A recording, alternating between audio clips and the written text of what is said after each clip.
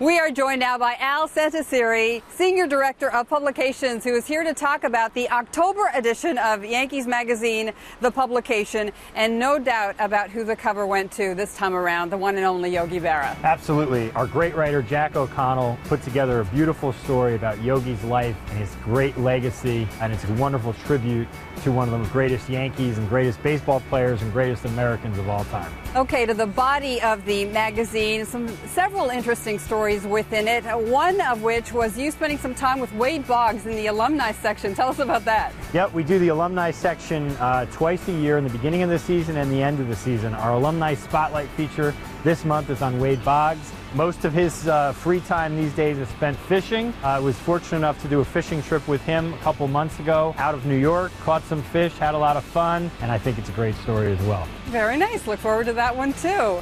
How about Mariano Rivera? What's the latest with him? He went up to a school and spent an afternoon with a bunch of fifth graders, and it was really inspiring to see him with these young children. And then later on, they had Mariano Rivera Day at the ballpark in Scranton, and that too was a great event and made for a really wonderful story.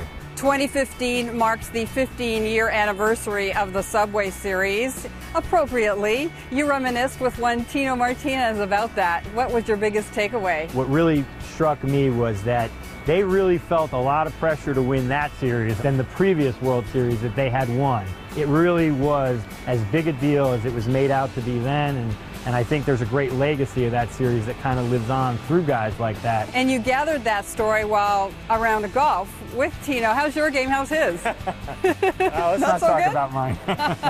But he's a great golfer. We play around a golf with a Yankees player or former player every year at Leawood Golf Club. Babe Ruth was a member, so it's always fun to bring a great Yankees player there because there's some great Yankee history there as well. And your Q&A section this time around brings back to life one of the greatest moments in sports history, the 1980 Miracle on Ice. And what did Captain Mike Eruzione have to say? Really what I think struck me the most was these guys that played on that team, you know, they really just thought of it as just another hockey game. But I don't think it was until many years later, or at least until after that game, that guys realized the significance of that game and what it meant. But I will tell you, he certainly realizes it now. Thanks so much, Al. Always good to have you. Thank you.